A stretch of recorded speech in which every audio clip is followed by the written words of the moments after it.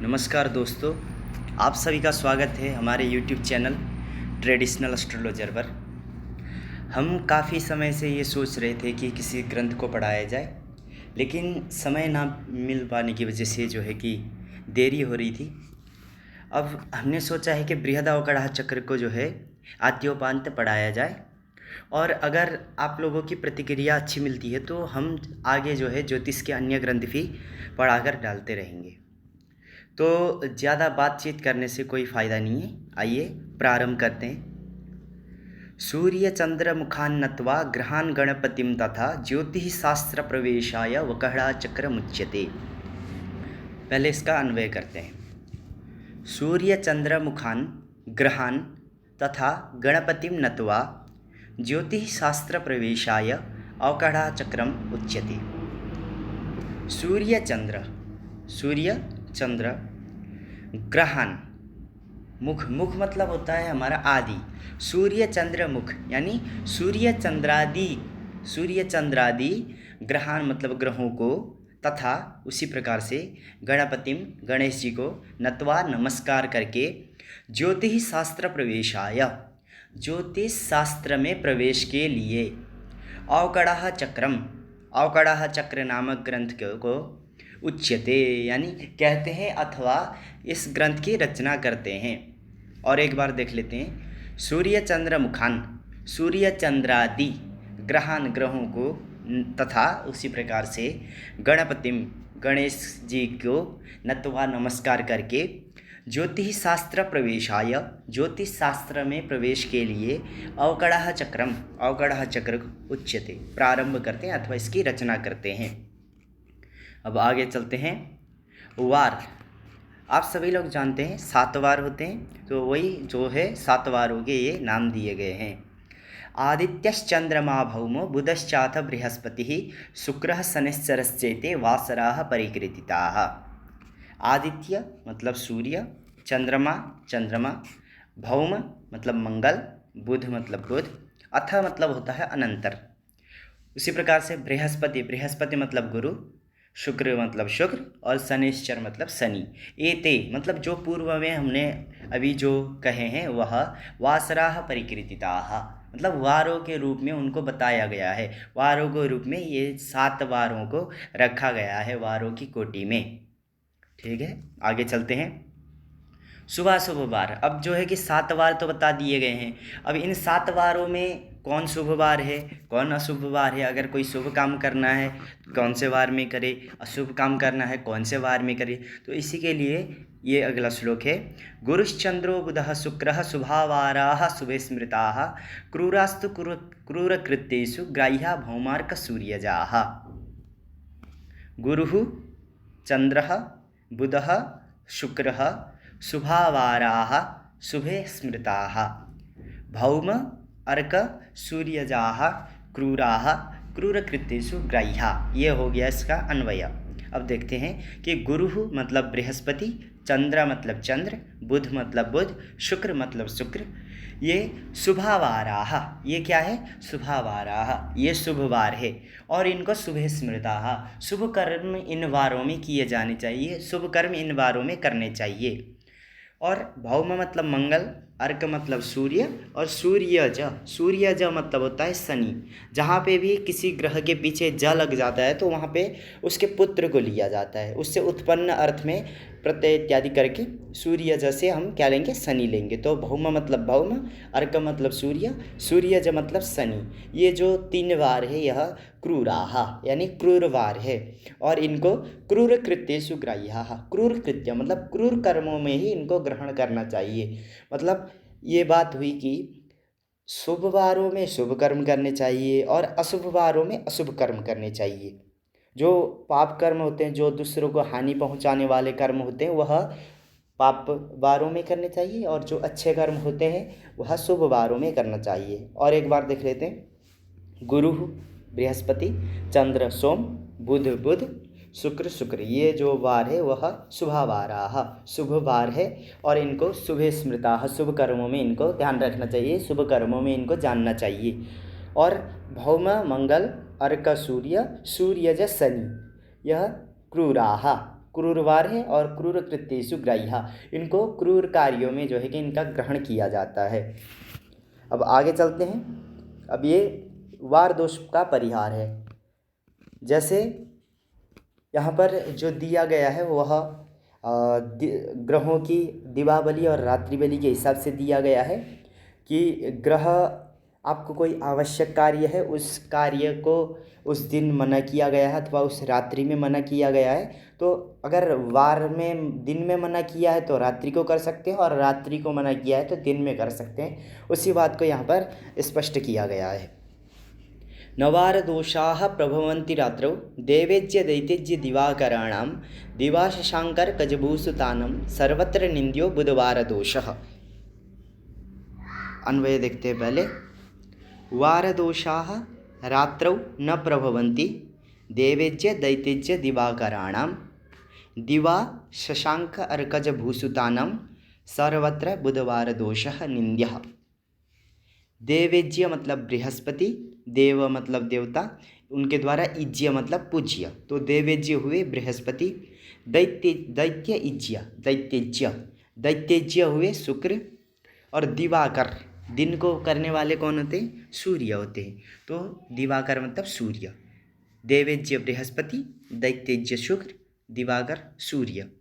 इनका जो वार दोषाः, दिन का जो दोष होता है, यानी कि इन वारों में कोई कर्म है जो दिन में निषेध किया गया है तो वह रात्रौ न प्रभवन्ति, जो दिन का दोष होता है वह रात्रि में नहीं लगता है।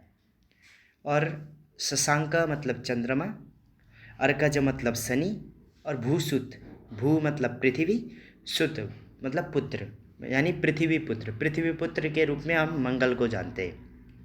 तो शशांक चंद्रमा, अर्कज शनि और भूसुत मंगल, इनका जो रात्रि दोष है वह दिवा न प्रभवन्ति, ऐसे करेंगे। रात्रि दोष दिवा न प्रभवन्ति, जो रात्रि दोष है, यानी इन वारों में कोई काम करना है तो वो जो काम रात्रि में निषेध है वह दिन में कर सकते हैं, दोष नहीं लगता है।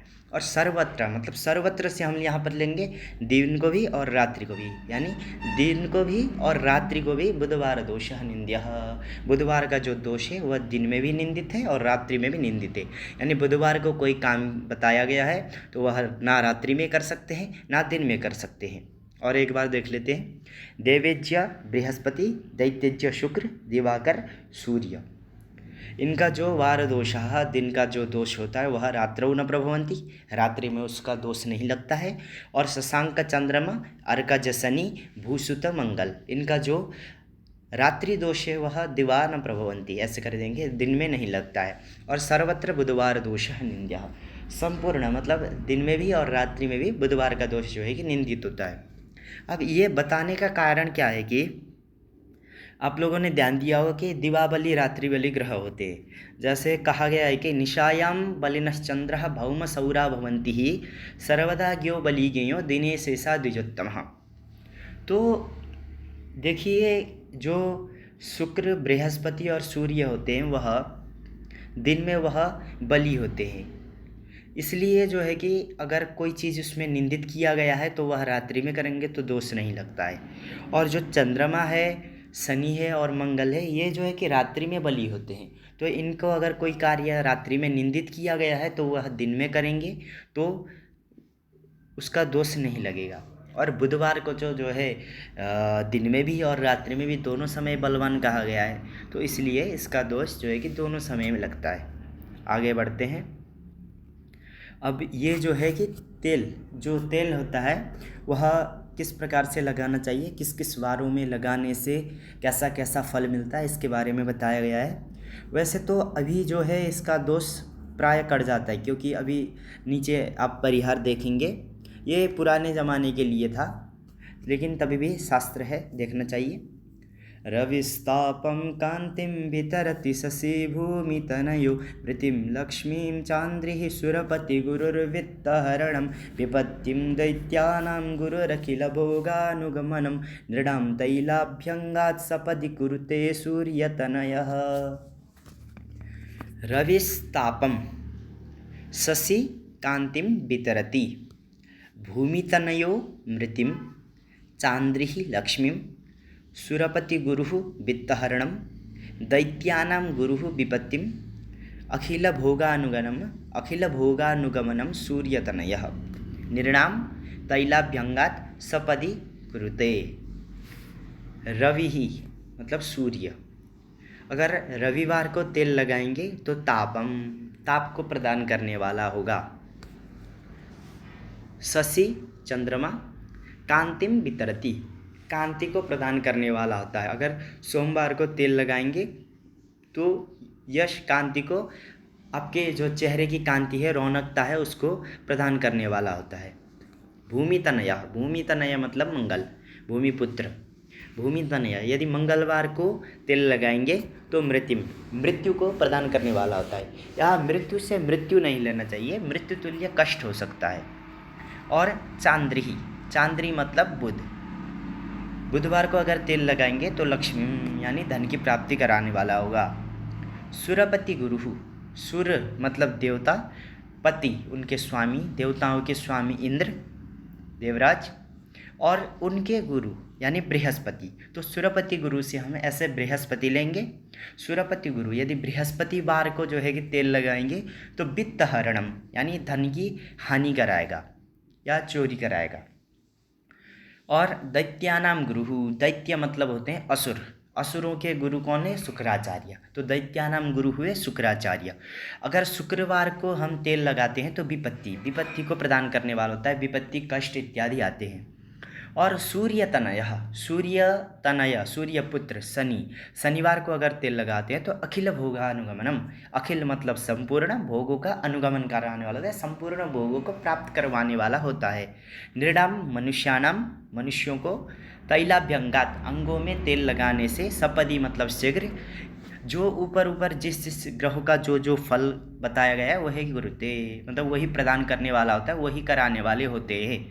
ठीक, देख लीजिए और एक बार। रवि ही तापम, रविवार को ताप प्रदान होता है। शशि कांतिम वितरति, सोमवार को जो है कि कांति प्रदान करने वाला होता है। भूमि तनयः मृतिम, मंगलवार को मृत्यु प्रदान करने वाला होता है। चांद्री, बुधवार को तेल लगाने से लक्ष्मी धन प्राप्ति। सुरपति गुरु, बृहस्पतिवार को तेल लगाने से वित्तहरणम धन की हानि। दैत्यानाम गुरु, शुक्रवार को तेल लगाने से विपत्ति। अखिल भोगानुगमनम सूर्यतनयः शनिवार को तेल लगाने से अखिल भोगानुगमनम संपूर्ण भोगों का अनुगमन, संपूर्ण भोगों की प्राप्ति करवाने वाला होता है। मनुष्यों को तेल लगाने से इन वारों में ये फल प्राप्त होता है।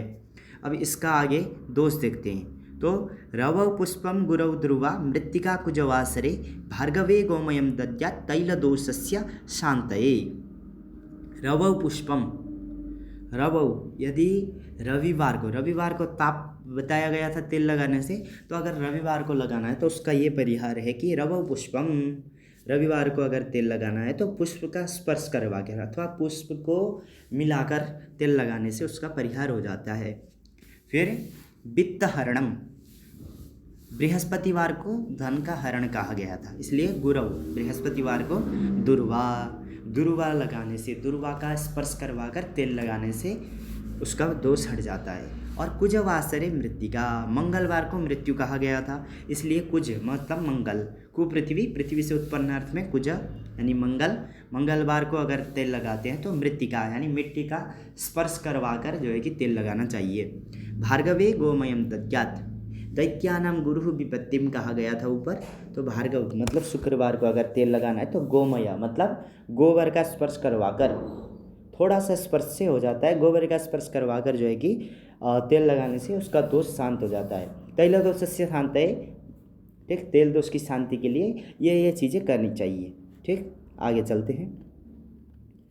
मंत्रितम क्वथितम तैलम सार्षपम पुष्पवासितम द्रव्यांतरयुतम वापि नैव दुष्येत कदाचन।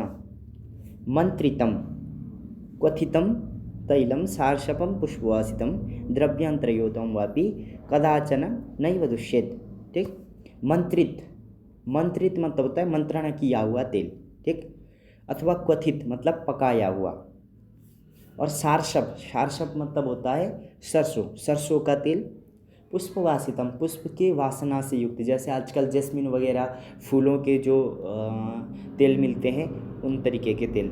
ठीक, जो जिसमें पुष्प की वासना आती हो, फूल का सुगंध आता हो, ठीक।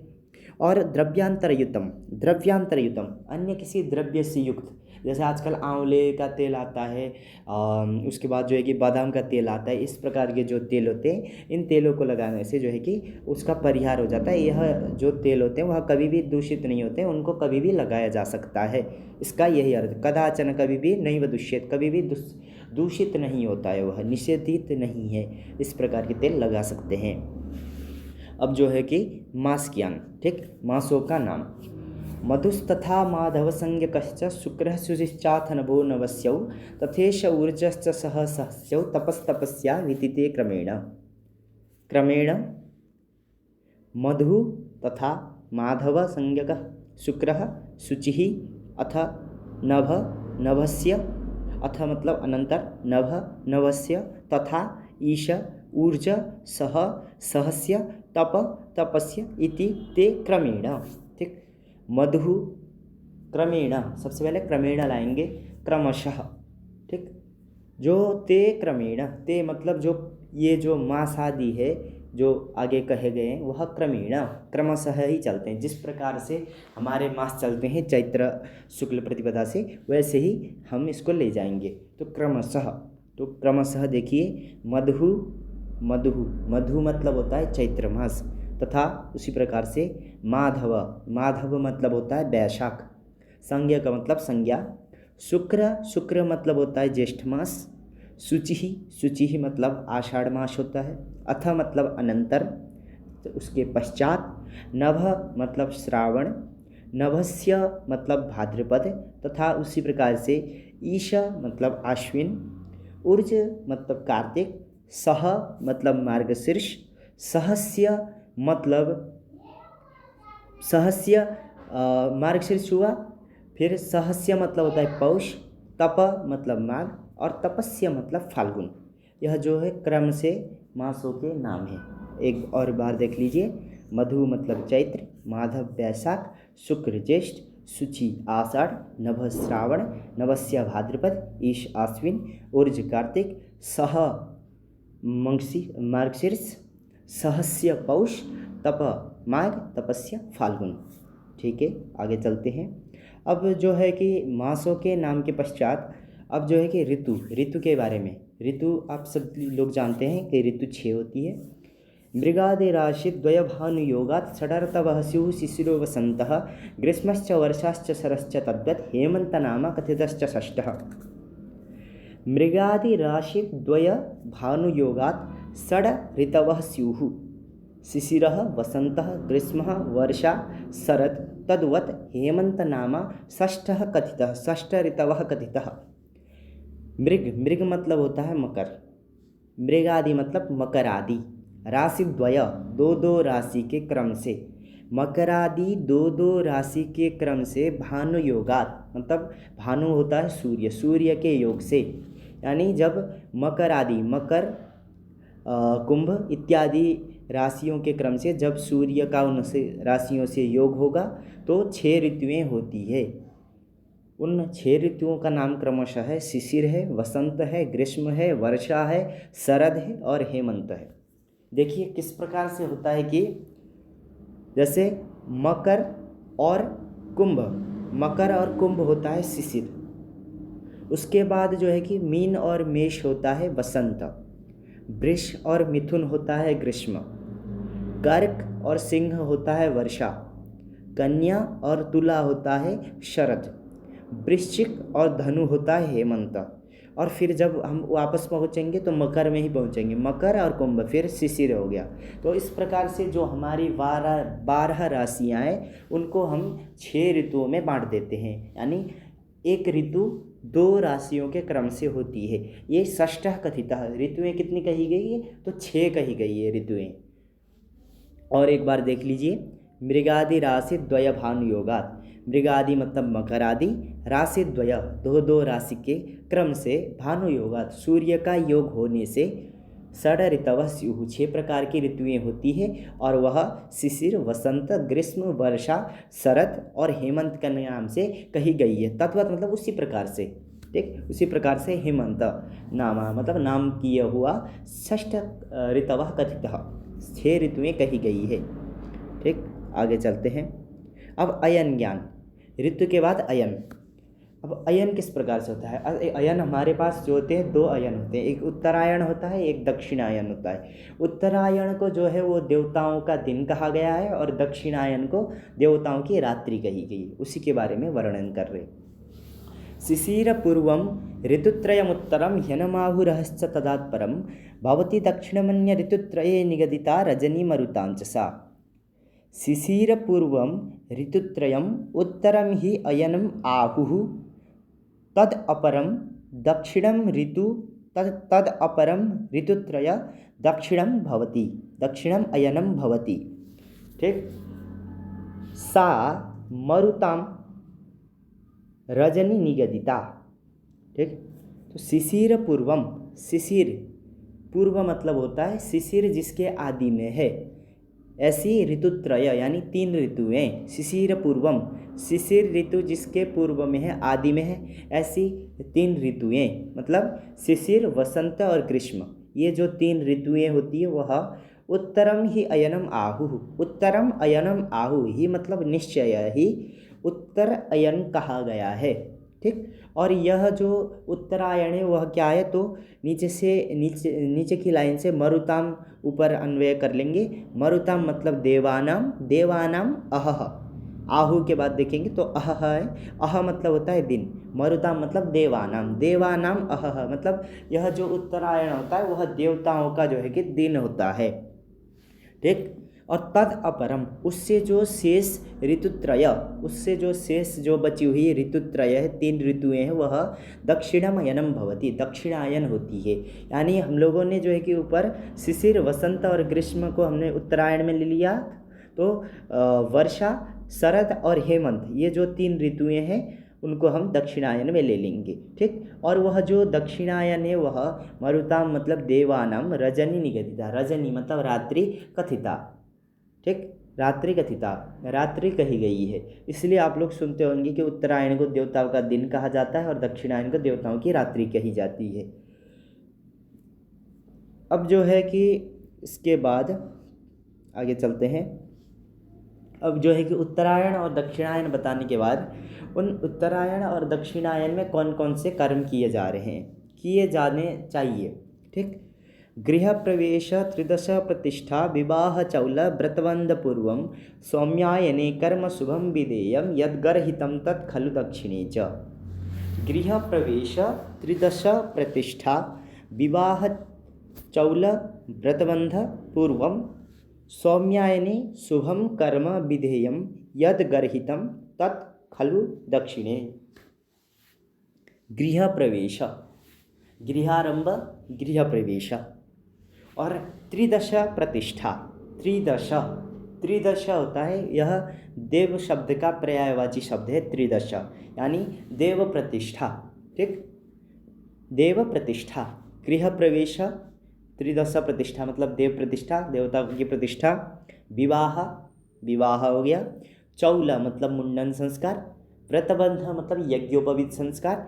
यह पूर्वम, ये जिसके आदि में है, वैसे अन्य कर्म, अन्य शुभ कर्म वह जो है वह सौम्यायने उत्तरायणे शुभम कर्म विधेयम, शुभ कर्मों को ही उत्तरायण में विधान करना चाहिए, शुभ कर्मों को ही उत्तरायण में करना चाहिए। और यद जो गर्हितम मतलब त्याज्य है, छोड़े जाने चाहिए, छोड़े जाने योग्य है, तत् वह खलु निश्चित ही दक्षिणी च, दक्षिणायन में करने चाहिए। गृह प्रवेश, गृहारंभ अथवा गृह प्रवेश, त्रिदश प्रतिष्ठा देव प्रतिष्ठा, विवाह विवाह संस्कार, चौल मुंडन संस्कार, व्रतबंध यज्ञोपवीत संस्कार और भी अन्य अन्य जो शुभ कर्म है वह सौम्यायने उत्तरायणे शुभम कर्म विधेयम, शुभ कर्मों को उत्तरायण में विधान करना चाहिए। और यद जो गर्हितम मतलब त्याज्य है, त्यागने योग्य है, तत् वह खलु निश्चित दक्षिणी च, दक्षिणायन में उनको करना चाहिए। यह एक आप लोग ध्यान दीजिए, ध्यान देने योग्य ये बात है कि यह एक सामान्य श्लोक है। अब आगे आगे जो है कि कुछ चीज़ें दक्षिणायन में भी हो जाती है, जैसे विवाह इत्यादि, तो यह एक सामान्य श्लोक के रूप में लेंगे। सामान्य तरीके से शुभ कर्मों को उत्तरायण में ही करना चाहिए। जो जो विशेष विशेष नियम होंगे वह आगे बदलते जाएंगे। ये एक सामान्य रूप से सामान्य नियम है। ठीक, आगे अब तिथि ज्ञान। प्रतिपच्च द्वितीया च तृतीया तदनन्तरं चतुर्थी पंचमी षष्ठी सप्तमी चाष्टमी तथा नवमी दशमी चैव एकादशी द्वादशी ततः त्रयोदशी ततो ज्ञेया ततः प्रोक्ता चतुर्दशी पौर्णिमा शुक्लपक्षे तो कृष्णपक्षे त्वमास्मृता। ठीक, ऋतु ऋतु हो गया, अयन हो गया। अब उसके बाद तिथि का ज्ञान। ठीक, तो तिथि आप सभी लोग जानते हैं 15 तिथियाँ होती है, तो उसी के बारे में बता रहे। प्रतिपच्च प्रतिपदा, द्वितीया च मतलब और, तृतीया तत् अनंतरम, तत् उसके अनंतर मतलब पश्चात, चतुर्थी पंचमी, फिर षष्ठी, फिर सप्तमी, फिर अष्टमी तथा उसी प्रकार से नवमी दशमी एकादशी द्वादशी ततः तत्पश्चात त्रयोदशी ततः चतुर्दशी प्रोक्ता अथवा ज्ञेया ततः तत्पश्चात उसके बाद अनंतर चतुर्दशी प्रोक्ता, चतुर्दशी कही गई है। और पौर्णिमा शुक्ल पक्षे मतलब शुक्ल पक्ष में पूर्णिमा होती है। और कृष्ण पक्ष में अमास्मृता, अमावस्या को जानना चाहिए। यानी शुक्ल पक्ष जो होगा वह पूर्णिमा से युक्त होगा और कृष्ण पक्ष जो होगा वह अमावस्या से युक्त होगा। यहाँ पर ध्यान देने योग्य एक बात है, आप लोग पंचांग में ध्यान देते होंगे, पूर्णिमा के सामने तो 15 लिखा होता है लेकिन अमावस्या के सामने 30 लिखा होता है। उसका ये कारण है कि जब हम तिथियों की गणना करते हैं तो काफ़ी जगह पर हम शुक्ल पक्ष की प्रतिपदा से तिथि की गणना करते हैं। तो जब हम शुक्ल पक्ष की प्रतिपदा से तिथि की गणना करते हैं तो जब हम पूर्णिमा में पहुंचते हैं तो वहाँ पे 15 तिथियाँ होती है। लेकिन जब कृष्ण पक्ष की जो प्रतिपदा होती है पूर्णिमा के बाद आने वाली, उसको हम 16 नंबर मान लेते हैं। इसलिए जो है कि अमावस्या के सामने 30 लिखा हुआ होता है। तो अमावस्या के सामने 30 लिखा होने का कारण यह है। ठीक, आगे चलते हैं। अब हमारे पास जो है कि 15 तिथियाँ हैं। उन तिथियों को नंदा, भद्रा, जया, रिक्ता और पूर्णा इन 5 भागों में बांटकर कौन कौन तिथियों में कैसे कैसे काम करने चाहिए उस प्रकार से आगे बताया जाएगा। यह श्लोक जो है कि इम्पोर्टेंट है, यह सब तो इन सब को याद कर लेना चाहिए। तो देखते हैं। नंदा च भद्रा च जया च रिक्ता पूर्णेति सर्वास्तिथयः क्रमात्सु कनिष्ठ मध्यष्ट फलास्तु शुक्ले कृष्णे भवन्त्युत्तममध्यहीनाः। नंदा भद्रा जया रिक्ता पूर्णा इति सर्वातिथयः क्रमात् स्युः कनिष्ठ मध्य इष्टफलाः शुक्ले कृष्णे उत्तम मध्यहीनाः भवन्ति। ठीक, क्रमात् क्रमशः सर्वाः तिथयः, जो संपूर्ण तिथियां हैं यानी जो 15 तिथियां हैं वह नंदा भद्रा जया रिक्ता पूर्णा इस क्रम से होती है। ठीक, अब जो है कि जैसे देख लीजिए, नंदा जो हो गया वो प्रतिपदा, भद्रा द्वितीया, जया तृतीया, रिक्ता चतुर्थी, पूर्णा पंचमी। फिर वापस से आएंगे षष्ठी नंदा, सप्तमी भद्रा, अष्टमी जया, नवमी रिक्ता, दशमी पूर्णा। फिर वापस से एकादशी नंदा, द्वादशी भद्रा, त्रयोदशी जया, चतुर्दशी रिक्ता और पूर्णिमा अथवा अमावस्या जो है कि पूर्णा। इस प्रकार से आएंगे। अब ये जो तिथियां हैं वह किस प्रकार से शुभ अशुभ फल देती है, तो कहा कि शुक्ल पक्ष में। ठीक, कनिष्ठ मतलब अशुभ, मध्य मतलब मध्यम और इष्ट मतलब शुभ फल। और कृष्ण पक्ष में उत्तम मतलब अच्छा फल, मध्यम मतलब मध्यम फल और हीन मतलब खराब फल देने वाले होते हैं। कृष्णे उत्तम मध्यहीनाः भवन्ति। ठीक, अब देखिए कि एक चीज़, ये जो नीचे की जो लाइन है वह क्यों दी गई है, तो आप लोग अगर ध्यान से देखेंगे तो जो हमारा चंद्रमा होता है तो वो शुक्ल पक्ष की जो एकादशी है वहाँ से लेकर कृष्ण पक्ष की पंचमी तक जो है कि वह पूर्ण होता है। इसलिए शुक्ल पक्ष की अंतिम में देखिए और कृष्ण पक्ष के आदि में देखिए, आपको शुभ दिखाई देगा क्योंकि उसमें चंद्रमा पूर्ण होता है। और उसके बाद जो पंचमी से लेकर दशमी के बीच शुक्ल पक्ष में भी मध्यम होता है और कृष्ण पक्ष में भी मध्यम चंद्रमा होता है, इसलिए दोनों के बीच में मध्यम ही है। और उसके बाद जब हम पहुँचते हैं कृष्ण पक्ष की एकादशी से लेकर शुक्ल पक्ष की पंचमी तक, तो वो जो समय होता है बीच में अमावस्या का समय आता है, तो ये जो समय होता है वह क्षीण चंद्रमा का होता है। तो इसलिए ध्यान दीजिए कि कृष्ण पक्ष के अंतिम का समय अशुभ है और शुक्ल पक्ष का जो है कि आदि का समय भी अशुभ दिया गया है। तो ये कारण है कि जो नीचे वाली जो लाइन में जो अर्थ दिया गया वह चंद्रमा के जो है कि क्षीण चंद्रमा और पूर्ण चंद्रमा की वजह से दिया गया है। ठीक, अब आगे बढ़ते हैं। नंदादि तिथियों में कौन कौन से काम करने चाहिए। ठीक, नंदासु चित्रोत्सव वास्तुतंत्र क्षेत्रादि कुर्वीत तथैव नृत्यं विवाहभूषा शकटाद्वयाने भद्राशु कार्याण्यपि पौष्टिकानि।